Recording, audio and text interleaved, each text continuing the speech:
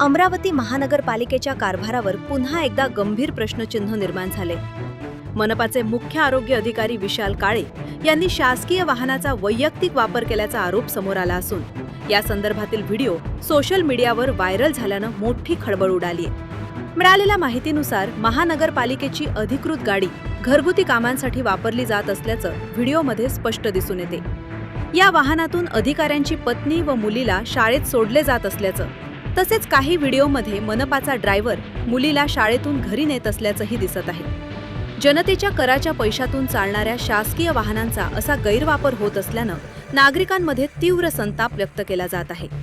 शहरातील अनेक मूलभूत सुविधा आणि विकास कामांसाठी निधी अपुरा पडत असल्याच्या तक्रारी असताना जबाबदार पदावरील अधिकाऱ्यांकडून होणाऱ्या या प्रकारामुळे नाराजी आणखी वाढली आहे।